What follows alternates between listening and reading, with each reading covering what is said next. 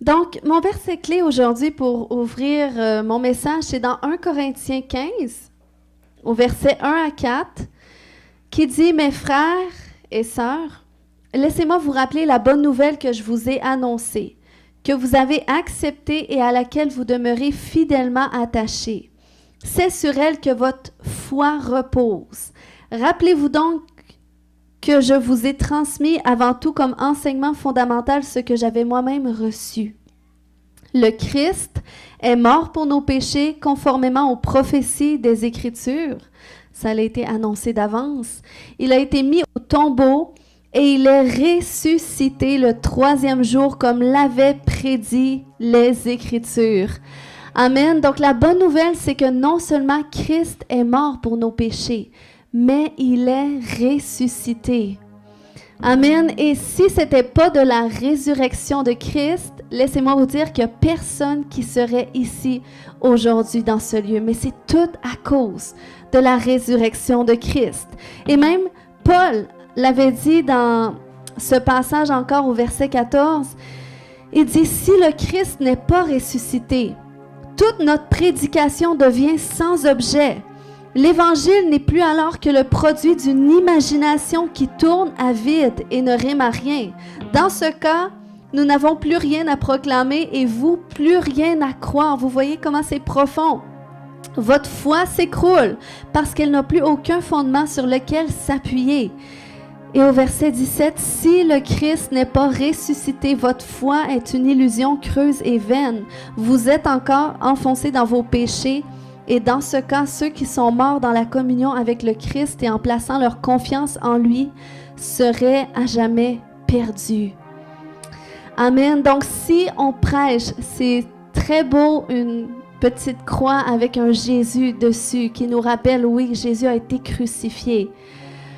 Mais si on prêche simplement un homme, Jésus qui est mort sur la croix, il y a aucun gain de croire pour nous, mais c'est parce qu'il est ressuscité, parce que sinon, il ne vaut pas plus que n'importe quel autre homme qui meurt. Donc, c'est pour ça que si Christ est seulement mort et pas ressuscité, eh bien, on est encore dans nos péchés, on ne peut pas être guéri, on ne peut pas être délivré, on ne peut pas être transformé.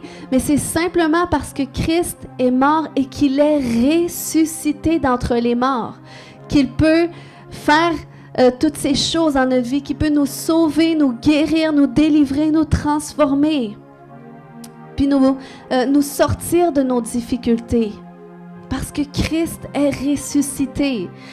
Vous savez, moi, je viens d'une famille où parce qu'il y avait des problèmes de consommation dans ma famille quand j'étais plus jeune, ça faisait que j'étais sensible aux gens qui avaient des problèmes de consommation autour de moi, puis je voyais beaucoup de jeunes étant jeunes, puis j'ai vu beaucoup de jeunes qui étaient, par exemple, affectés par la drogue parce qu'ils consommaient trop de drogue, donc leur cerveau était affecté, puis je connaissais pas Christ à cette époque-là, donc la pensée que j'avais dans ces moments-là, je me disais, tu sais, pour eux, ils ont gâché leur vie. C'est comme, il n'y a plus rien à faire avec eux, tu sais, trop tard, du moment que ton cerveau est atteint, qui est affecté comme ça, tu peux plus revenir en arrière.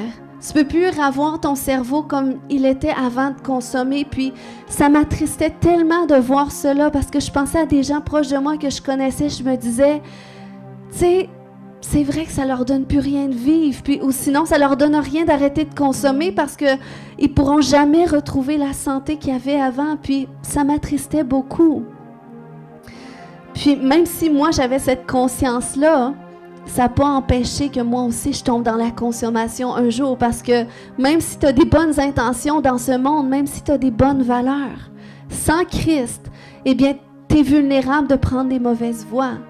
Donc, c'est ce qui s'est produit avec moi, puis j'ai eu cette mentalité-là jusqu'au jour où j'ai fait l'expérience de Christ ressuscité. Parce que lorsque tu fais l'expérience de Christ ressuscité, de Christ vivant, c'est là que ta perception, ta vision, non seulement de Dieu change, mais aussi de toi, des autres, de la vie. C'est là que l'espérance naît en toi. C'est là que tu découvres que, wow, des choses que tu peux travailler longtemps dans ta personne, dans ton caractère, eh bien, une fois que Christ est dans ta vie, il y a un cheminement accéléré qui se produit. Et c'est même plus que toi, qu'est-ce que tu aurais pu faire. Pourquoi? Parce que c'est Christ qui le fait en toi. Parce que c'est lui qui t'invite dans ta vie, puis il donne la vie, il te redonne une vie nouvelle. Puis c'est ce qui fait toute la différence. Donc c'est là que j'ai commencé à réaliser que, wow, des gens que je pensais que ça donnait plus rien, que c'était des cas perdus, eh bien, si eux aussi font l'expérience de Christ ressuscité, leur vie va être complètement restaurée. Puis c'est un exemple avec, vous avez entendu le témoignage de mon frère ministre Nathaël, mais il était dans la consommation puis en prison à tour de bras. Puis mon frère consommait tellement de drogue, je vous dis. Puis si Christ serait pas venu dans sa vie, premièrement, il s'en aurait pas sorti. Mais c'est vraiment un miracle de le voir comme vous le voyez aujourd'hui. Nous, on l'a connu avant, c'est vraiment un miracle parce qu'il était atteint. Mais Dieu, Christ ressuscité, a restauré. Il a ramené la vie là où est-ce que ces cellules avaient été brisées, détériorées, éteintes. Et c'est ce qu'il fait. Il fait un travail dans notre vie, corps, âme et esprit. Ça, c'est Christ ressuscité. Amen.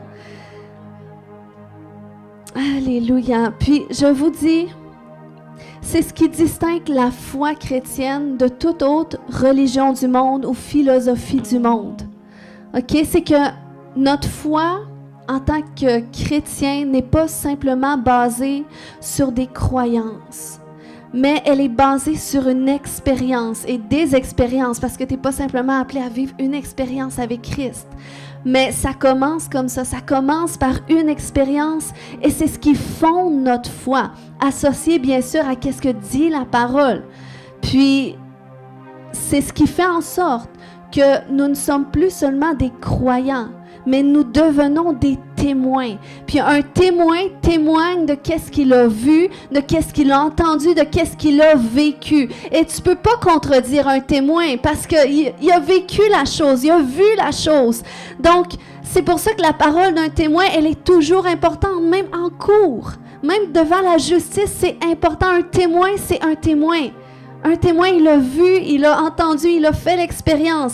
Et c'est la même chose avec Christ. Et c'est pour ça que Jésus avait dit à ses disciples, parce que lorsqu'il est mort, il est ressuscité après le 3e jour. Et là, la Bible nous dit qu'il a resté 40 jours, 40 jours avec ses apôtres à leur enseigner les principes du royaume. Puis, il leur avait dit, avant de rentrer dans votre appel, OK, parce que moi, je vous appelle à aller faire des nations, des disciples. Il dit, avant de rentrer dans votre appel, attendez le cadeau que j'ai promis de vous donner, le Saint-Esprit qui va venir sur vous et vous serez pas simplement des croyants qui vont partager leur foi, mais vous serez des témoins, OK, par la puissance du Saint-Esprit. Et c'est là que vous serez mes témoins à Jérusalem, dans la Judée, dans la Samarie et jusqu'aux extrémités de la terre. Donc, par le Saint-Esprit qui viendrait sur eux, ça serait plus facile d'être des témoins, de pouvoir témoigner continuellement de qu'est-ce que Christ fait. Parce que par le Saint-Esprit, ça fait que ton expérience avec Dieu se renouvelle à tous les jours, grandit, s'accroît. Puis, qu'est-ce que tu vis? Parce que Christ veut pas simplement que tu fasses une expérience avec lui, mais il veut que tu fasses l'expérience d'une vie avec lui. Et c'est ce qui fait toute la différence. Et il n'y a personne qui peut t'enlever ce que tu vis. Amen. Puis, qu'est-ce qui est intéressant, c'est lorsqu'on lit les Écritures, pendant 40 jours, Jésus est resté, il a resté avec ses disciples, leur enseigner les principes du royaume. Et la Bible nous dit dans 1 Corinthiens 15:6 que Jésus s'est montré à plus de 500 personnes. Vous voyez, déjà là, c'est surnaturel. En 40 jours, parce qu'il n'a pas été dans les foules, mais il est allé rencontrer des gens, spécifiquement dans leur intimité. Puis, on voit quelques exemples si vous lisez les évangiles. Puis, c'est ça, la résurrection de Christ, ça ne s'est pas arrêté à un fait historique de cette époque-là simplement. Parce que même 50 jours après la résurrection. OK? Ça a été le jour où est-ce que le Saint-Esprit est descendu, le cadeau promis par Dieu, il est descendu dans la chambre haute. Puis, la Bible nous dit qu'il y avait 120 qui ont répondu à l'appel. Jésus en a rencontré 500, mais il y a 120 qui ont obéi, qui ont répondu à l'appel. Ils ont dit, on va attendre, on va s'attendre à Dieu, on ne sait pas ce qui va se passer. Mais là, ils étaient dans la chambre haute, ils priaient Dieu comme ça. Et là, tout à coup, le Saint-Esprit est descendu sur eux. Et là, ils ont commencé à parler des langues étrangères. Ils ne savaient pas qu'est-ce qu'ils disaient, ils ne savaient pas qu'est-ce qui se passait. Mais la Bible dit que c'est venu comme des langues de feu sur eux. Et là, ils ont été remplis du Saint-Esprit. Et là, ils ont commencé à parler des nouvelles langues. Et la Bible nous dit cela aussi, que ça fait partie des miracles qui accompagneront ceux qui auront cru en son nom. Ils parleront de nouvelles langues. Et en fait, lorsque tu parles dans des langues étrangères comme ça, que le Saint-Esprit te donne de parler, toi, tu ne sais pas ce que tu dis. Donc, ça ne fait pas de sens pour toi. Puis la Bible dit qu'à cette époque-là, c'était justement, c'était à la Pentecôte. Donc, il y avait plusieurs gens de toutes les nations qui étaient là. Et là, ils ont commencé à entendre le bruit, puis à entendre toutes les langues comme ça. Robabaya-shata. Puis là, tout le monde parlait une langue différente parce qu'il y avait plein de peuples qui étaient là, la Bible nous dit. Et là, les gens se demandaient qu'est-ce qui se passait. Puis là, les hommes qui venaient de toutes les nations, ils ont commencé à entendre des merveilles de Dieu dans leur propre langue. Et pour eux, ça a été un témoignage de Dieu. Parce que comment est-ce que des hommes sans éducation, qui n'ont jamais sorti de chez eux, tout d'un coup, c'est comme comment quelqu'un ici pourrait commencer à parler le mandarin. Tu dirais, ouais, c'est certainement le Saint-Esprit, parce que c'est pas une langue que les gens on est habitués d'entendre par ici. Donc, les gens ils ont commencé à parler d'autres langues comme ça. Et là, la Bible nous montre que là, c'est à ce moment-là que Pierre s'est levé pour expliquer qu'est-ce qui se passait. Parce que là, il y en a qui ont commencé à dire, d'après moi, ils ont trop bu. Ça fait déjà effet, donc c'est pour ça qu'ils disent n'importe quoi. Mais là, la Bible dit dans Acte 2, 22... c'est Pierre qui parle et dit « Écoutez bien, Israélites, ce que j'ai à vous dire. Vous le savez tous, Jésus de Nazareth, cet homme dont Dieu vous a montré qu'il l'approuvait, en accomplissant par son moyen au milieu de vous des miracles, des signes et des actes extraordinaires, a été livré entre vos mains, conformément à la décision que Dieu avait prise et au projet qu'il avait établi d'avance. Et vous l'avez tué, en le faisant crucifier par des hommes qui ne connaissent pas Dieu. Mais Dieu a brisé les liens de la mort, il l'a ressuscité, car il était impossible que la mort le retienne captif. Au verset 31, ainsi il a entrevu par avance la résurrection du Messie, et c'est d'elle qu'il parle en disant que Dieu ne l'abandonnera pas dans le séjour des morts et qu'il ne laissera pas son corps se décomposer. Dieu a ressuscité ce Jésus dont je parle. Nous en sommes tous, quoi? Témoins.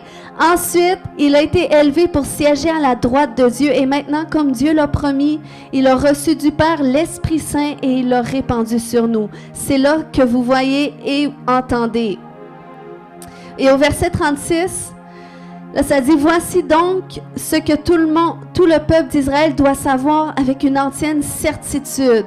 Dieu a fait Seigneur et Messie ce Jésus que vous avez crucifié. Ce discours toucha profondément ceux qui l'avaient entendu. Ils demandèrent à Pierre et aux autres apôtres, « Frères, que devons-nous faire? » Donc, imaginez là, tout ce que dit Pierre. Dans le fond, il parlait, oui, à des gens qui venaient de toutes les nations, mais il parlait aussi aux gens qui avaient crucifié Jésus. Et là, il était sous l'inspiration du Saint-Esprit, conduit par le Saint-Esprit. Et là, il a commencé à exposer, qu'est-ce que vous voyez? C'est un signe que Dieu est vivant, que Dieu a ressuscité ce Jésus que vous avez crucifié. Mais imaginez ces hommes un instant entendre tout ça, et là, tout d'un coup, ils réalisent que il y a 2 mois, OK, finalement, l'homme qu'on a crucifié, c'était véritablement le Messie. C'était véritablement Dieu. Et là, Nous, à cause de notre orgueil, parce qu'on était zélés d'un zèle amer pour nos propres intérêts, mais on a endurci notre cœur à tout cet amour qui dégageait, à tous les miracles qu'il a fait. Puis là, imaginez le regret de dire, j'ai passé à côté de la plus grande bénédiction de ma vie. Il aurait pu me guérir, il aurait pu me toucher, il aurait pu me transformer ma circonstance, mais à cause de mon entêtement, à cause de mon aveuglement, puis à cause de l'influence des autres, je l'ai crucifié. Je l'ai mis sur la croix, je l'ai craché dessus comme notre ami Augustin ou je ne sais plus. J'ai craché dessus, je l'ai fouetté, puis j'étais content, puis j'ai dit « Sauve-toi toi-même ». Mais là, il réalise après ce témoignage-là, « OK, c'était le Messie, ben oui ». Ben oui, suite au témoignage, parce que Pierre a été témoin, là, le Saint-Esprit est venu convaincre leur cœur. Donc, c'est pour ça qu'ils ont dit, que devons-nous faire? Et là, Pierre leur répond au verset 38, « Changez et que chacun de vous se fasse baptiser au nom de Jésus-Christ, pour que vos péchés vous soient pardonnés. Alors vous recevrez le don du Saint-Esprit, car la promesse est pour vous, pour vos enfants et pour ceux qui vivent dans les pays lointains, tous ceux que le Seigneur notre Dieu fera venir à lui. » Et ça nous dit au verset 41, « Ceux qui acceptèrent les paroles de Pierre se firent baptiser. Et ce jour-là, environ 3000 personnes furent ajoutées au nombre de croyants. » Donc vous voyez, même si peut-être en un instant, ils se sont dit, c'est trop tard, ils ont commencé à regretter, à réaliser qu'ils avaient passé à côté de l'opportunité de leur vie.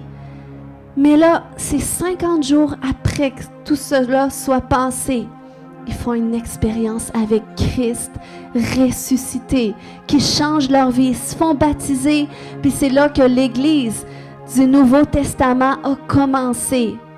Amen. À cause de ce témoignage et suite à ce témoignage, eh bien, ces gens ont vécu une expérience avec Christ qui a changé leur vie. Ce qui nous démontre, puis la Bible est parsemée ensuite d'histoires dans les Actes des Apôtres, dans les Épîtres et tout ça, des gens qui ont fait une expérience avec Jésus, qui a suivi tout cela. Même Paul, qui a écrit cette épître aux Corinthiens, lui aussi, il a vécu une expérience avec Jésus sur le chemin. Puis il fait partie des gens comme nous, qu'on n'a pas vu Jésus en chair et en os, mais sur son chemin, sur sa route, Jésus vient se révéler à lui. Amen. Et tout cela nous indique que c'est encore possible pour nous de faire une expérience avec Christ. Puis, OK, imaginez un instant, c'est parce que Christ vit que de génération en génération, ça fait longtemps, là, ça fait plus de 2000 ans, mais de génération en génération, il y a des gens qui vivent des expériences nouvelles avec Christ. Moi, je ne sais pas si dans la génération de mes ancêtres, il y a des gens qui ont connu Jésus. Je ne sais pas, c'est passé. Mais je sais que dans ma génération, j'ai fait l'expérience de Christ.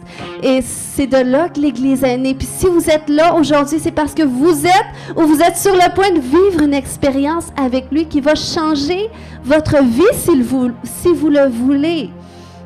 Et ça, c'est vraiment surnaturel. Ça ne peut être que Dieu. Parce qu'on ne peut pas baser notre foi sur des expériences de d'autres personnes. On ne peut pas baser notre foi sur des traditions humaines, sur des religions que l'homme établit, parce que les traditions des hommes finissent par passer d'une génération à l'autre. Ça va faire peut-être 3-4 générations, on reproduit les mêmes traditions, mais à un moment donné, ça va passer. Pourquoi? Parce que ce qui est de l'homme finit par passer. Même la Bible nous dit, dans Actes 5, 38, 39, lorsque les apôtres étaient persécutés à cause de leur témoignage, eh bien, il y a quelqu'un qui a pris leur défense et il a dit, « À présent donc, voici mon avis, ne vous occupez plus de ces hommes et laissez-les partir. De deux choses, l'une, ou bien leur projet et leur œuvre viennent des hommes et dans ce cas, leur mouvement disparaîtra. Ou bien il vient de Dieu et alors vous ne pourrez pas le détruire. Ne prenez pas le risque de lutter contre Dieu. » Donc, ça montre que qu'est-ce que l'homme établit, les traditions des hommes. C'est correct. Je peux enseigner à mes enfants, à tous les matins, on prie à telle heure, tous les soirs, à telle heure, on lit la Bible. Mais ils ne peuvent pas baser leur foi sur cette tradition-là. Mais notre foi doit être basée sur des expériences avec Christ. C'est ce qui va faire que la foi va subsister d'une génération à l'autre. Parce que l'homme est constamment en évolution. Des fois, on est triste de voir, on voit nos belles églises catholiques sont en train de se détériorer. Il n'y a plus de gens qui vont. On est triste de ça parce que ça fait partie de l'histoire de nos villes, de nos régions. Mais il faut comprendre que qu'est-ce qui est de l'homme, ça ne subsiste pas de génération en génération. Donc, des fois, il faut accepter que l'ancien, il passe pour que le nouveau arrive. Puis Dieu, ce que je suis en train de vous dire, c'est que Dieu est actuel de génération en génération. Dieu suit le courant de génération en génération. Donc, ça nous montre que Dieu est in, OK? Dieu est aux dernières nouvelles. Dieu est d'actualité. C'est comme moi.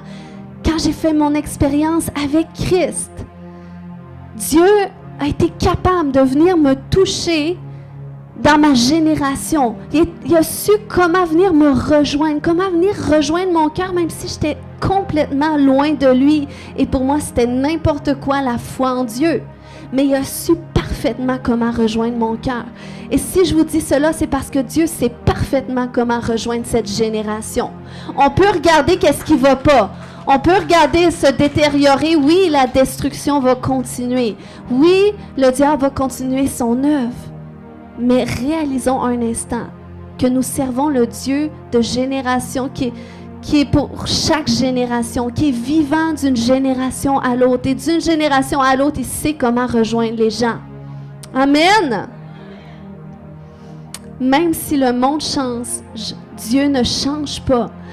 C'est comme lorsque j'ai rencontré mon mari. Pour ceux qui ne savent pas, Dieu m'a fait grâce de pouvoir d'être un instrument de ses mains pour qu'il rencontre Jésus. 2 pour le prix d'un. Donc, mais quand mon mari, il vient de cette génération de catholiques où est-ce que la religion catholique, c'était des pratiques de quand il était plus jeune.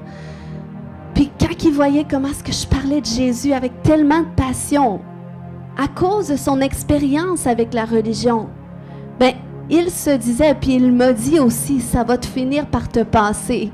J'ai connu ça moi aussi quand j'avais 12 ans, je priais à l'église catholique. Donc, lui, dans sa mentalité, c'est ça va finir par te passer. C'est pour ça qu'il s'en faisait pas trop avec ma passion intense pour Christ.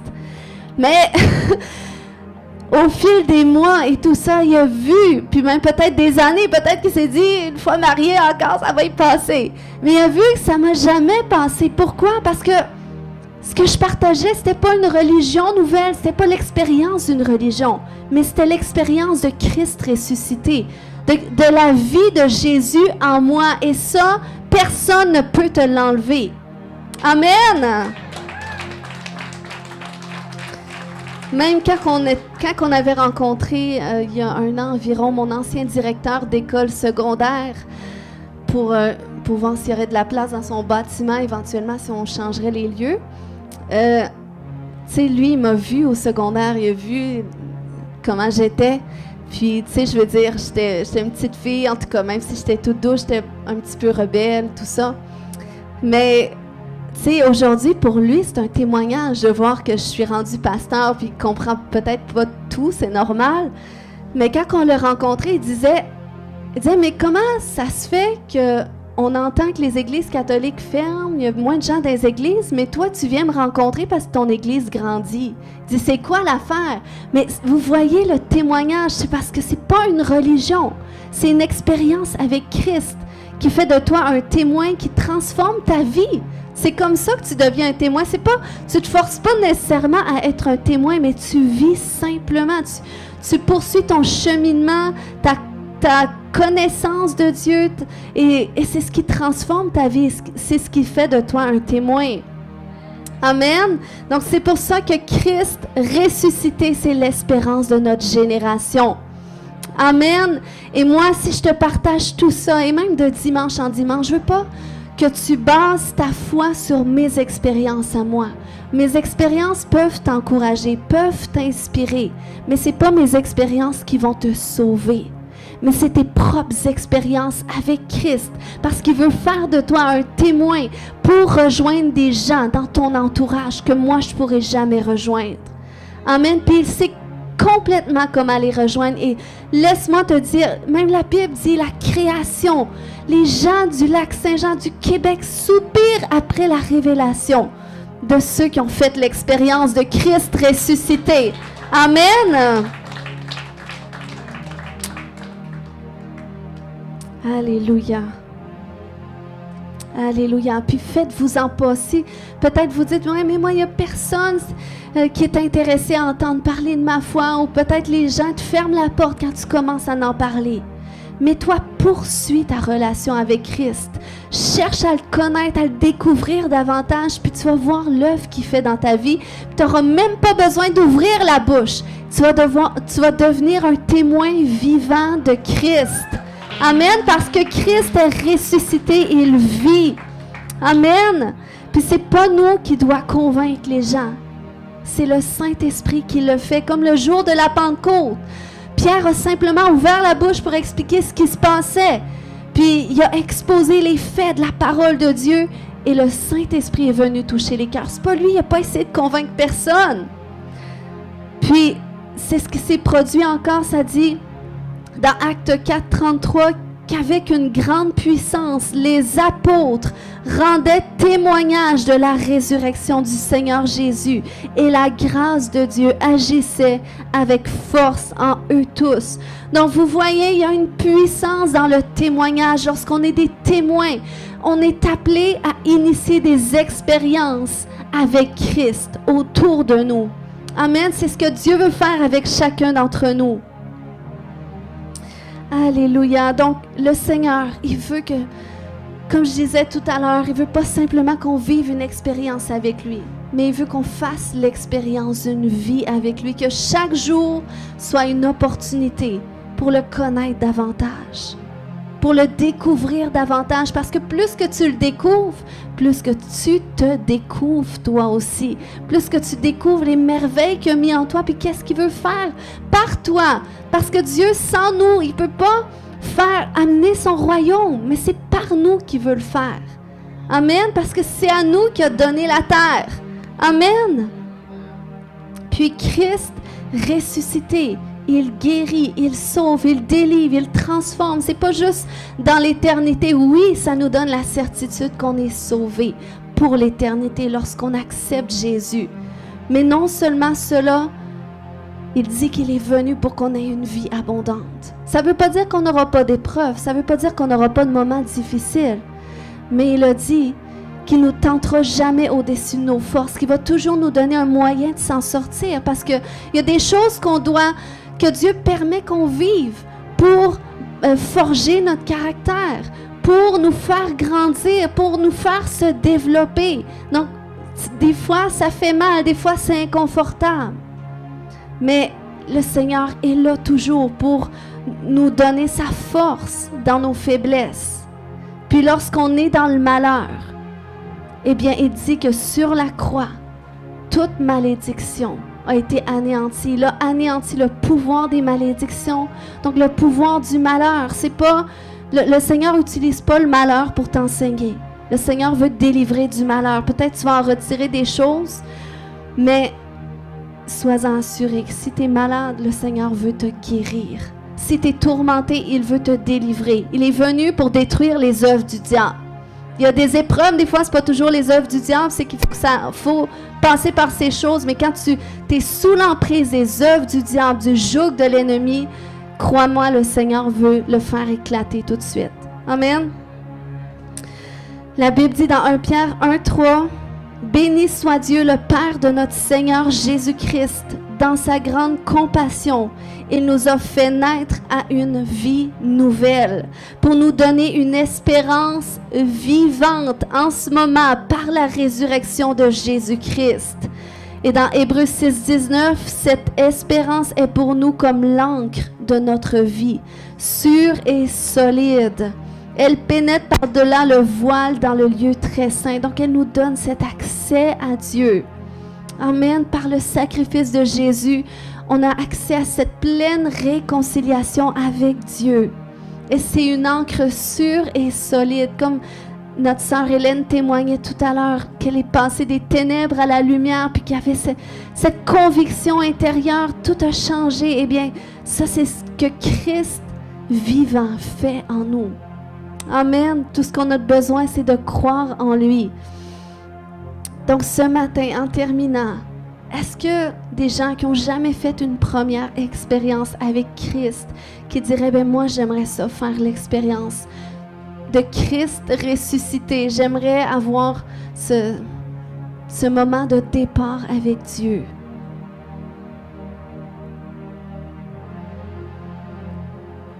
Tout le monde ne fait ça pas. La Bible dit dans Romains 10, 9 à 11, « Si de ta bouche tu déclares que Jésus est Seigneur et si dans ton cœur tu crois que Dieu l'a ressuscité, tu seras sauvé. Car celui qui croit dans son cœur, Dieu le déclare juste et celui qui affirme de sa bouche, Dieu le sauve. » Donc c'est pour ça qu'on dit, si tu veux donner toute ta vie à Jésus, on va faire cette prière comme nos acteurs ont fait tout à l'heure, cette prière pour inviter Jésus. Si tu dis ce matin, ben moi j'aimerais ça inviter Jésus dans mon cœur, j'aimerais lui donner toute ma vie. Est-ce qu'on peut se lever ensemble puis lever votre main, ceux qui veulent donner toute leur vie à Jésus, qui viennent dans votre vie, qui transforment votre vie. Amen. Est-ce qu'il y a une autre main ce matin qui dit oui, je vois cette main, je vois cette main, je vois cette main, je vois cette main. Alléluia. Alléluia, je vois cette main. Puis surtout, Dieu vous voit. Fait que même si je ne vous regarde pas, Dieu vous voit. Alléluia. Et il vous accepte. Si on peut simplement dire, Seigneur Jésus, je viens à toi, tel que je suis. Je te demande pardon pour mes péchés. Viens dans mon cœur. Viens dans ma vie. Je t'accepte aujourd'hui comme Seigneur et comme Sauveur. Amen. Amen. Si vous avez fait pour la première fois cette prière, je veux vous donner un Nouveau Testament avant de partir. Donc, venez me voir à la fin, s'il vous plaît. Ou vous pouvez aller voir Gérald et Hélène, peut-être lever la main pour que les gens vous voient, là, puis ils vont vous donner un Nouveau Testament. Alléluia. Donc, ce matin, si vous êtes ici dans ce lieu et vous vivez des difficultés, je veux qu'on prie ensemble. Donc, avant de vous relâcher pour le dîner, je vais simplement faire une prière. Alléluia. Seigneur, je te remercie pour chaque personne aujourd'hui, Seigneur Dieu. Je te remercie que tu nous as amenés dans cette maison pour te révéler à nous, Seigneur, aujourd'hui d'une façon particulière, Seigneur Dieu. Je te remercie, Père, parce que grâce au sacrifice de Jésus, nous sommes sauvés.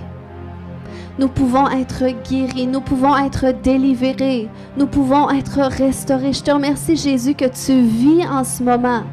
Tu vis en nous parce qu'on t'a donné notre vie. Seigneur, merci que tu fais naître de nouveau tous ceux qui t'ont accepté dans leur vie aujourd'hui. Tu les fais naître de nouveau. Et je te remercie pour l'espérance nouvelle que tu fais naître en eux, Père. Merci pour l'espérance qui naît dans toutes leurs circonstances, Seigneur Dieu.